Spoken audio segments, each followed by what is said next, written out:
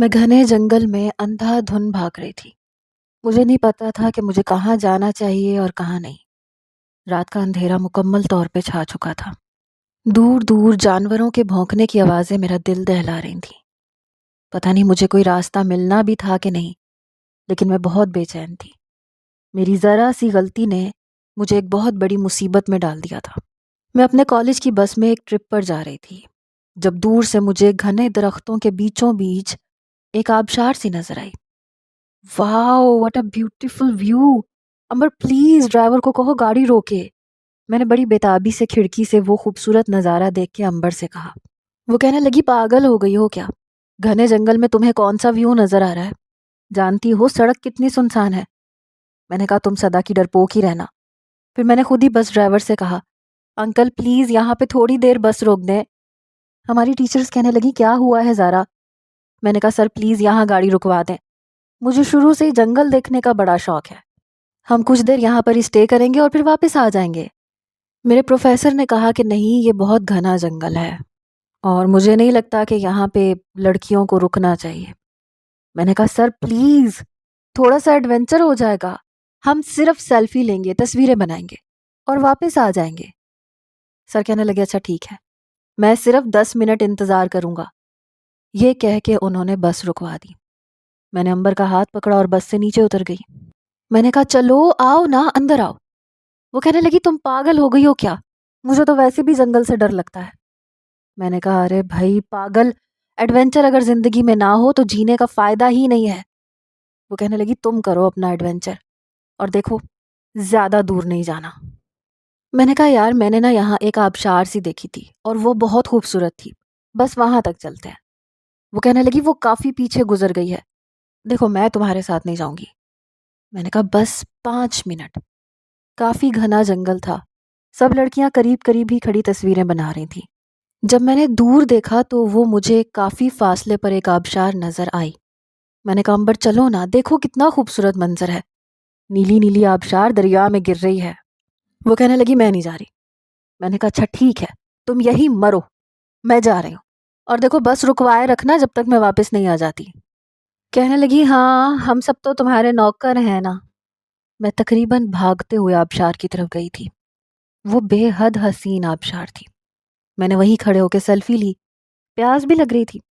پھر جیسے ہی میں پانی پینے لگی تو اچانک سے مجھے وہاں پہ اندھا دھن فائرنگ کی آواز سنائی دی اور بہت سے لوگوں کے بھاگنے کی آواز ہے۔ میرا تو رنگ اڑا، اس جنگل میں فائرنگ کون کر رہا تھا؟ میں بھاگی دوڑی مین روڈ کی طرف جانے لگی جہاں پہ میری بس کھڑی تھی، لیکن پتہ نہیں مجھے دور دور کہیں بھی لڑکیاں دکھائی نہیں دے رہی تھیں۔ پتہ نہیں سب کی سب کہاں چلی گئی تھیں، شاید فائرنگ کی آواز سن کے بس میں بیٹھ چکی تھیں۔ میں ایک دم بوکھلا کے رہ گئی، مجھے سمجھ نہیں آ رہا تھا میں کس راستے سے آئی تھی۔ چاروں طرف درخت ہی درخت تھے۔ کچھ فائرنگ کی آواز کی وجہ سے میں ڈر گئی تھی، پھر مجھے بس کے اسٹارٹ ہونے اور چلنے کی آواز آئی تو میری تو گویا جان نکل گئی۔ میں اس آواز کا تعاقب کرتے ہوئے بھاگنے لگی، لیکن کچھ دیر بعد وہ آواز غائب ہو چکی تھی۔ میں بھاگ رہی تھی لیکن یہ پتہ نہیں تھا کہ کہاں بھاگ رہی ہوں۔ ہیلپ ہیلپ بھی پکار نہیں سکتی تھی کہ کہیں فائرنگ کرنے والے مجھ تک نہ پہنچ جائیں۔ پھر مجھے بہت سے گھوڑوں کے بھاگنے کی آوازیں آنے لگیں۔ میرا دل تو کسی نے مٹھی میں لے کے جکڑا تھا۔ میں ایک درخت کے پیچھے چھپ گئی۔ اس وقت دن کا وقت تھا، جنگل میں روشنی بھی تھی۔ میں بہت خوفزدہ تھی، میری آنکھوں سے آنسو بہہ رہے تھے کہ پتہ نہیں میں کس مصیبت میں پھنس گئی ہوں۔ کاش میں بس نہ رکواتی اور یہاں پہ اکیلے نہ آتی۔ سب لڑکیاں جا چکی تھیں، فائرنگ کی آواز سن کے شاید سب بھاگ چکی تھیں۔ میرا کسی نے انتظار نہیں کیا تھا، اور اب اس گھنے جنگل میں مجھے یہ تک پتہ نہیں تھا کہ مین روڈ کہاں پہ ہے۔ اوپر سے گھوڑوں کی آوازیں، پے در پہ فائرنگ کی آوازیں میری جان نکال رہی تھیں۔ پھر میں نے دیکھا کہ آبشار کے قریب بہت سے گھوڑے آ کے جمع ہوئے، جن پر کالے لباس پہنے نوجوان تھے۔ انہوں نے اپنے چہرے کو رومالوں سے چھپایا ہوا تھا۔ یہ دیکھ کر میری جان نکلی تھی کہ انہوں نے اپنی کمر پر پستول ٹانگ رکھے تھے۔ پھر وہ گھوڑوں سے نیچے اترے، وہیں دریا پہ بیٹھ کے پانی پینے لگے اور آپس میں باتیں کرنے لگے۔ ان کے حلیے سے یہ لگ رہا تھا جیسے ڈاکو ہیں۔ یہ دیکھ کر میری جان نکلی تھی کہ پتہ نہیں اب میرے ساتھ کیا ہوگا، کہیں ان کو میری موجودگی کا پتہ نہ چل جائے۔ اگر میں ابھی بھاگتی تو یقیناً میری آہٹ سے وہ میرے پیچھے بھاگنے لگتے۔ میں درخت کے پیچھے چھپی کانپ رہی تھی۔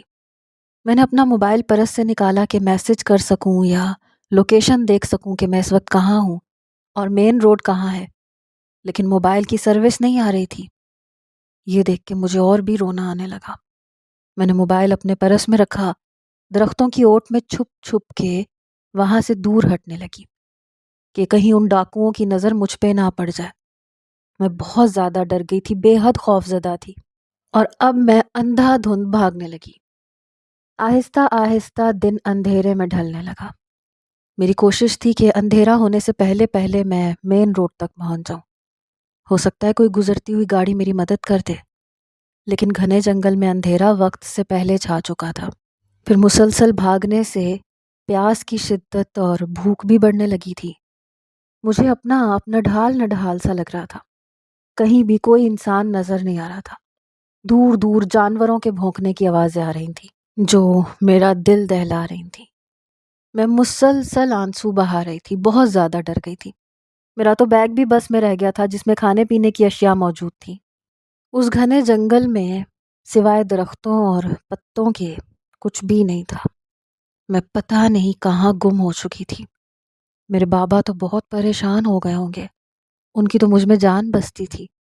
مجھے اپنا گھر، اپنا باپ، سب کچھ یاد آنے لگا۔ کاش وہ مجھے ڈھونڈ لیں۔ مجھے لگ رہا تھا اس جنگل میں بھٹکتے بھٹکتے شاید میں مر جاؤں گی۔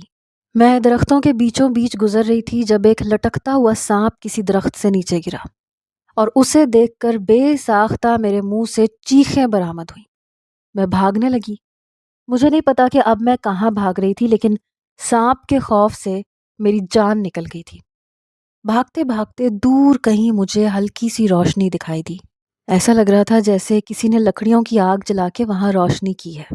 میں بھاگتے بھاگتے وہاں پہنچی تو دیکھا تو وہاں ایک خیمہ لگا ہوا تھا۔ وہاں ایک نوجوان لکڑیاں جلائے اپنے ہاتھ سیک رہا تھا، شاید سردی کی شدت کو کم کرنے کی کوشش کر رہا تھا۔ بھاگتے بھاگتے مجھے تو ہر احساس ختم ہو گیا تھا، لیکن اب ٹھنڈ کا احساس ہونے لگا تھا۔ ایک انسان کو جنگل میں دیکھ کر میری جان میں جان آئی۔ میں دھیرے دھیرے قدم بڑھاتی ہوئی جیسے ہی وہاں پہ پہنچی تو ایک دم اس نوجوان نے مجھے دیکھا، اپنے ہاتھ میں پسٹل پکڑ لی اور مجھ پہ تان دی، کہنے لگا ہینڈز اپ۔ یہ سن کے میری جان نکلی۔ میں نے دونوں ہاتھ اوپر کر دیے۔ وہ مجھے غور سے دیکھنے لگا، کہنے لگا لڑکی کون ہو تم؟ میں کافی خوفزدہ تھی۔ میں نے کہا میں کوئی چور نہیں ہوں، میرے پاس کوئی بھی پسٹل نہیں ہے، میں جنگل میں گم ہو گئی ہوں، پلیز میری مدد کر دیں۔ میں روتے ہوئے کہہ رہی تھی۔ وہ اپنی جگہ سے اٹھا، میرے پاس آ گیا، پھر سر سے پیر تک مجھے دیکھنے لگا، کہنے لگا اپنا پرس ادھر دو۔ میں نے پرس اس کے حوالے کر دیا۔ ابھی تک اس نے بندوق میری طرف تان رکھی تھی۔ میں ہاتھ نیچے کرنے لگی تو کہنے لگا زیادہ چالاکی مت کرو، چلو ہاتھ اوپر کرو۔ میں نے دوبارہ سے ہاتھ اوپر کر لیے۔ اس نے میرا پرس کھولا، دیکھنے لگا، وہاں صرف موبائل تھا یا پھر میک اپ کا کچھ سامان تھا۔ اس نے پرس میرے حوالے کر دیا لیکن میرا موبائل نکال کے جیب میں رکھ لیا۔ کہنے لگا تم جنگل میں کیسے بھٹک گئی؟ میں نے روتے ہوئے اسے ساری کہانی سنا دی جو ابھی تک میرے ساتھ ہوا تھا۔ وہ کہنے لگا بھٹک تو میں بھی گیا ہوں، اپنے دوستوں کے ساتھ آیا تھا شکار پہ، وہ دونوں پتہ نہیں کہاں مر گئے اور میں یہاں اکیلا رہ گیا۔ پورے 2 دن ہو گئے ہیں مجھے مین سڑک کا راستہ ہی نہیں ملا، نہ موبائل چل رہا ہے، سمجھ نہیں آ رہی واپس کیسے جاؤں گا۔ وہ نوجوان بھی شاید میری طرح راستہ بھٹک گیا تھا۔ کہنے لگا میں تمہاری بس اتنی مدد کر سکتا ہوں کہ آج رات تم میرے خیمے میں سو جاؤ، میں باہر سو جاؤں گا، لیکن دیکھو صبح صبح تم جا سکتی ہو۔ میں نے کہا میں کہاں جاؤں گی، آپ پلیز مجھے مین روڈ تک چھوڑ دیں، پھر میں کوئی نہ کوئی راستہ نکال لوں گی۔ وہ کہنے لگا واہ واہ، اگر مین روڈ کا راستہ مجھے پتا ہوتا تو میں تمہیں یہاں نظر آتا، مجھے خود نہیں پتا کہ میں نے کہاں جانا ہے کہاں نہیں، لیکن دیکھو میں ایک لڑکا ہوں، میں کہیں بھی رات گزار سکتا ہوں، کچھ بھی کر سکتا ہوں، لیکن ایک لڑکی کے ساتھ میں زیادہ دن نہیں گزار سکتا اور نہ ہی اسے سپورٹ کر سکتا ہوں، سیدھی صاف بات ہے۔ میں نے کہا ٹھیک ہے، آپ مجھے آج رات ہی رہنے دیں، میں آپ کی احسان مند ہوں گی۔ کہنے لگا خیمے کے اندر جا کے آرام کر سکتی ہو۔ میں خیمے کے اندر چلی گئی۔ اب بھوک کی شدت ستانے لگی۔ میں پھر سے باہر آ گئی۔ اس نے مجھے دیکھا، کہنے لگا کیا ہے، اب باہر کیوں آئی ہو؟ اندر جاؤ اور زپ بند کر لو، پورا خیمہ بند کر لو، باہر مت آؤ۔ میں نے کہا مجھے بھوک لگی ہے۔ میری بات سن کے حیران ہوا۔ کہنے لگا تو میں کیا کروں؟ میں بھی پورے دن سے بھوکا بیٹھا ہوں، پورا دن میں نے پتے کھا کے گزارا کیا ہے، یہ پڑے ہوئے ہیں، کھانے ہیں تو کھا لو۔ ایک طرف اس نے پتوں کی طرف اشارہ کیا، ساتھ میں پانی کی بوتل تھی۔ میں نے پانی کی بوتل اٹھائی اور خوب سارا پانی پی لیا اور اندر جا کے لیٹ گئی۔ شاید میں بہت زیادہ تھکی ہوئی تھی، اس لیے لیٹتے ہی مجھے نیند آ گئی۔ لیکن صبح ہی صبح چڑیوں کی چہچہاہٹ سے میری آنکھ کھلی تو خیمے کو دیکھ کے پچھلی ساری باتیں یاد آنے لگی کہ میں کیسے جنگل میں پھنس گئی تھی۔ میں خیمے سے باہر آئی تو وہ نوجوان ایک پتھر پہ سر رکھے سو رہا تھا، آگ بجھ چکی تھی۔ میں باہر آ گئی، بھوک کی شدت سے برا حال تھا، ٹھنڈ بھی لگ رہی تھی، شاید سردی کی شدت بڑھنے لگی تھی، اور میں تو اپنا سب کچھ بس میں بھول گئی تھی۔ میں نے دیکھا وہ اپنی جیکٹ ایک طرف رکھے سو رہا تھا، شاید اس نے سویٹر بھی پہن رکھا تھا، اس لیے اسے جیکٹ کی ضرورت نہیں تھی۔ میں نے وہ جیکٹ اٹھائی اور پہن لی، لیکن جیسے ہی اسے قدموں کی آہٹ سنائی دی تو وہ فوراً سے اٹھ گیا۔ جیسے ہی اٹھا فوراً سے اپنی پسٹل پکڑ کے ادھر ادھر دیکھنے لگا۔ جب میری طرف دیکھا تو کہنے لگا تم ہو، تم باہر کیوں آئی ہو؟ میں نے کہا مجھے بھوک لگ رہی ہے۔ کہنے لگا اچھا دیکھتا ہوں، کوئی شکار کرتا ہوں، اب کھانے کا انتظام تو کرنا ہے نا، بھوک تو مجھے بھی لگ رہی ہے۔ پھر کہنے لگا تم یہاں بیٹھو، میں آتا ہوں، دیکھتا ہوں شاید کہیں سے کوئی پھل ول نظر آ جائے۔ وہ مجھے وہیں بٹھا کے جا چکا تھا۔ میں وہاں پر اس کے سامان کا جائزہ لینے لگی۔ ایک سفری بیگ تھا، میں نے وہ کھول کے دیکھا تو اس میں اس کے کپڑے تھے، ساتھ میں تیز دھار والے چاقو بھی تھے، شاید جانوروں کو چیڑ پھاڑ کرنے کے لیے۔ بہرحال میں نے اس کا بیگ بند کر کے وہیں رکھ دیا۔ میں بھی دیکھ رہی تھی کہیں سے کوئی پانی کا انتظام ہو تو اپنا ہاتھ منہ دھو لوں۔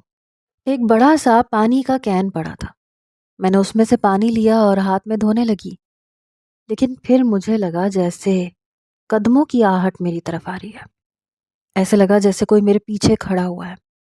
مجھے لگا یہ وہی نوجوان ہوگا، لیکن جیسے میں نے پلٹ کے دیکھا تو میری جان نکل گئی۔ یہ وہی ڈاکو تھے جن کو میں اس نہر کے پاس دیکھ چکی تھی۔ انہیں دیکھ کے تو میری جان نکل گئی تھی۔ ایک طرف ان کے گھوڑے کھڑے ہوئے تھے، وہ کہنے لگے لڑکی کھڑی ہو جاؤ۔ بڑا سخت لہجہ تھا، میں تو یوں تھی کہ سانس لینا بھول گئی۔ میں چپ چاپ کھڑی ہو گئی۔ وہ پوری جگہ کا جائزہ لے رہے تھے، کہنے لگے کون ہے تمہارے ساتھ؟ میں تو انہیں دیکھ کے جواب دینا ہی بھول گئی۔ میں نے نیچے سے مٹی پکڑی اور اس شخص کی آنکھوں میں ڈالتے ہوئے کھڑی ہو گئی۔ وہ اپنی آنکھیں مسلنے لگا اور میں نے بھاگنا شروع کر دیا، لیکن میں زیادہ دیر تک بھاگ نہیں پائی۔ دوسرے نوجوانوں نے مجھے پکڑ لیا۔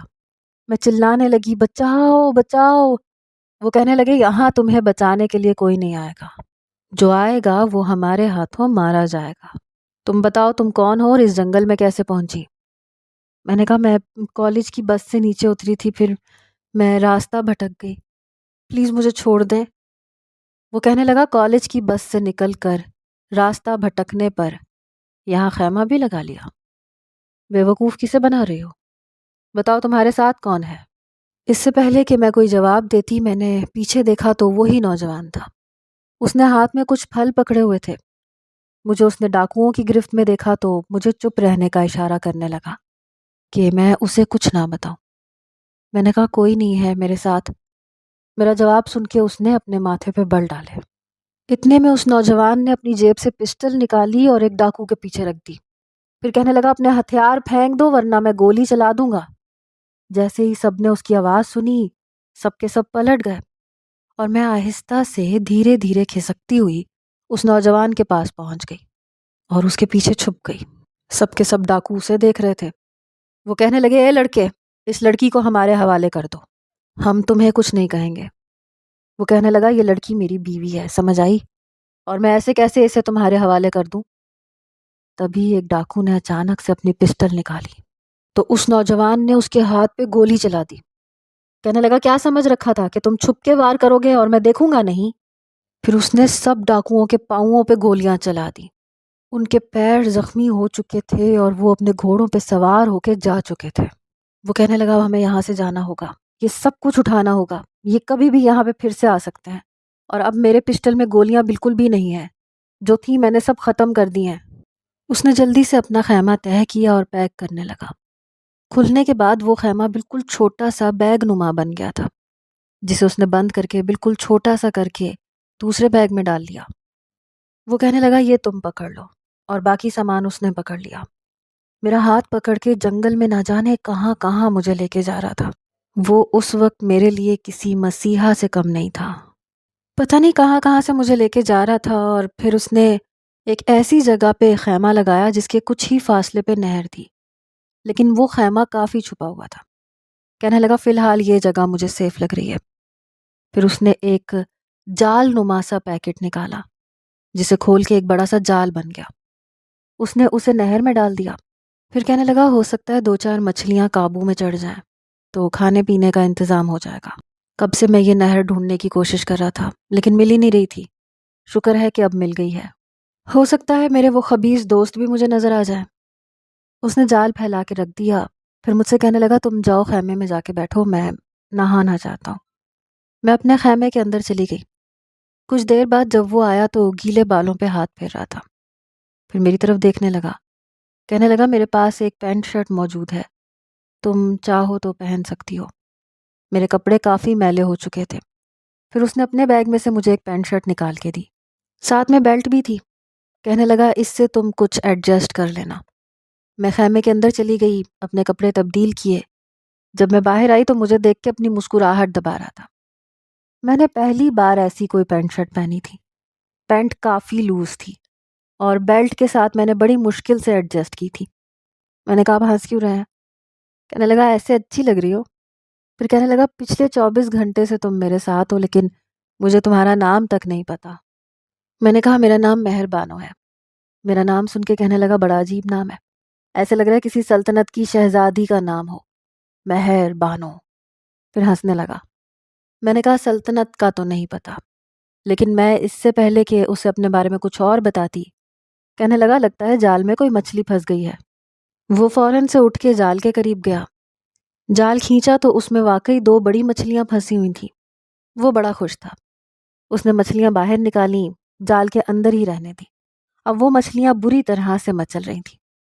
پھر اس نے ایک بیگ میں سے ہتھوڑی نکالی۔ کہنے لگا میں لکڑیاں توڑ کے لاتا ہوں، پھر مچھلی پکائیں گے۔ وہ کافی اچھا انسان تھا۔ 1 گھنٹے میں جب وہ واپس آیا تب تک مچھلیاں ٹھنڈی ہو چکی تھیں۔ وہ کافی ساری لکڑیاں اور چھوٹی چھوٹی جھاڑیاں لے کے آیا تھا۔ پھر کہنے لگا میرے سامان میں مٹی کے تیل کی ایک بوتل ہے، وہ ڈالو اور آگ جلاؤ، ماچس بھی وہیں ہوگی۔ میں نے اس کا بیگ کھولا، اس میں سے مٹی کے تیل کی بوتل نکالی اور ماچس بھی وہیں تھی۔ میں نے وہ مٹی کا تیل لکڑیوں پہ ڈالا اور ماچس سے آگ جلا دی۔ چھری سے مچھلی اس نے کاٹی، بڑی نفاست سے ہر کام کر رہا تھا۔ پھر تیار شدہ مسالہ اس نے مچھلی پہ لگایا اور اسے ایک لوہے کی سلاخ میں لگا کر اٹکا دیا۔ مچھلی پکنے لگی تو کہنے لگا آج پیٹ بھر کے کھانا کھاؤں گا۔ جیسی مچھلی تیار ہوئی، مچھلی کا ایک بڑا سا پیس اس نے ایک بڑے سے پتھے پہ رکھ کے مجھے دیا اور ایک اپنے لیے رکھا۔ میں نے بھی پیٹ بھر کے مچھلی کھائی۔ یوں تو مجھے مچھلی کچھ زیادہ پسند نہیں تھی، لیکن بھوک کے مارے اس وقت میری حالت بھی خراب تھی، اس لیے اچھی لگ رہی تھی۔ کہنے لگا یہ کھانے کے بعد ہم کوشش کرتے ہیں کہ مین سڑک کا راستہ تلاش کریں۔ اب ساری زندگی اس جنگل میں بھٹک کے تو نہیں گزار سکتے۔ میں نے کہا ہاں ٹھیک ہے۔ کچھ توانائی تو میرے اندر بھی آ چکی تھی۔ اس کے ہاتھ میں ایک سفید رنگ کا چوک تھا جو وہ درختوں پہ لگا رہا تھا۔ کہنے لگا یہیں سے واپس آئیں گے تاکہ یاد رہے۔ وہ درختوں پہ ایرو بنا رہا تھا، کبھی دائیں جانب، کبھی بائیں جانب، کبھی باہر کی جانب۔ وہ کہنے لگا کہ تم نے کبھی سوچا بھی تھا کہ تمہارے ساتھ ایسا حادثہ پیش آ جائے گا؟ میں نے کہا نہیں، سوچا تو نہیں تھا، لیکن اچھا لگ رہا ہے۔ میری بات سن کے اس نے مجھے حیرت سے دیکھا۔ کہنے لگا یہاں جنگل میں رہنا تمہیں اچھا لگ رہا ہے، اگر کوئی سانپ بچھو کاٹ لیتا تو اس وقت مر چکی ہوتی، یا پھر کوئی خطرناک جانور تمہیں اپنا نوالا بنا چکا ہوتا تو تم اس وقت اس کے پیٹ میں ہوتی۔ اگر تم بچ جاتی تو ان ڈاکوؤں کے ہاتھ لگ جاتی، پھر وہ تمہارے ساتھ کیا کرتے یہ تم اچھے طریقے سے جان سکتی ہو، اور پھر بھی تم یہ کہہ رہی ہو کہ تمہیں یہاں اچھا لگ رہا ہے۔ میں نے کہا مجھے تمہارے ساتھ جنگل میں یوں ایڈونچر کرنا اچھا لگ رہا ہے۔ میری یہ بات سن کے اس نے ایک بھرپور نظر مجھ پہ ڈالی، پھر اپنا چہرہ بدل لیا۔ کہنے لگا زیادہ لائن مارنے کی ضرورت نہیں ہے مجھے، میں اتنا بھی اچھا نہیں ہوں۔ جانتی ہو میرے سامان میں شراب کی بوتل موجود ہے اور میں ایک عیاش قسم کا لڑکا ہوں۔ وہ تو تم لڑکی شریف ہو اس لیے شرافت دکھا رہا ہوں۔ اس کی بات سن کے پہلی بار مجھے اس سے کچھ ڈر سا محسوس ہوا۔ میرے چہرے کی اڑی ہوئی رنگت دیکھ کے ہنسنے لگا، کہنے لگا اب آ رہا ہے مزہ تمہیں میرے ساتھ ایڈونچر کرنے کا۔ یہ کہتے ہوئے بھی وہ ہنس رہا تھا۔ میں نے کہا تم جھوٹ بول رہے ہو نا؟ کہنے لگا بالکل بھی نہیں، سچ کہہ رہا ہوں۔ فی الحال تو مجھے راستہ ڈھونڈنا ہے، ورنہ تمہیں اپنے بیگ میں رکھی شراب کی بوتل بھی دکھا دیتا۔ ہم کافی دیر جنگل میں ہی بھٹکتے رہے۔ وہ درختوں پر چاک سے نہ جانے کون کون سے نشان لگاتا رہا۔ کہنے لگا اگر یہ نشان میرے دوست دیکھیں گے تو مجھ تک پہنچ جائیں گے۔ ہم لوگ شاید کافی دور نکل آئے تھے، اب تو شام ہونے لگی تھی۔ میں نے کہا تمہارا نام کیا ہے؟ کہنے لگا میرا نام شاہ زیب ہے۔ میں نے کہا شاہ زیب مجھے واپس جانا ہے، ٹھنڈ بھی لگ رہی ہے اور میں تھک گئی ہوں، پھر واپس جا کے کھانے کا بھی انتظام کرنا ہے۔ جیسے ہی ہم واپسی کے لیے پلٹے بارش شروع ہو گئی۔ وہ کہنے لگا اوہو یہ کیا مصیبت ہے، بارش بھی آج ہی ہونی تھی۔ تیز طوفانی بارش میں 5 منٹ کے اندر اندر ہم بھیگ چکے تھے اور وہ اپنے چوک کے نشانات دیکھ رہا تھا تاکہ ہم واپس اپنی جگہ پہ پہنچ سکے، لیکن جس قدر تیز بارش تھی سب نشانات مٹ گئے۔ اس لیے میرا ہاتھ پکڑے بہت تیزی سے وہ چل رہا تھا، تقریباً بھاگ رہا تھا۔ 1 گھنٹے بعد میں تھکنے لگی۔ میں نے کہا مجھ سے اور نہیں بھاگا جا رہا، میں بہت تھک گئی ہوں۔ وہ کہنے لگا چپ رہو، اگر سارے نشان مٹ گئے تو بہت مشکل ہو جائے گی۔ 2 گھنٹے وہ مجھے اپنے ساتھ لیے بھاگتا رہا، پھر کہیں جا کر ہم اپنے خیمے کی جگہ پہ پہنچے، لیکن وہاں کافی پانی بھر چکا تھا۔ اس نے اپنا گیلا سویٹر اتار کے ایک طرف رکھ دیا، خیمے کے اندر تک پانی آ چکا تھا۔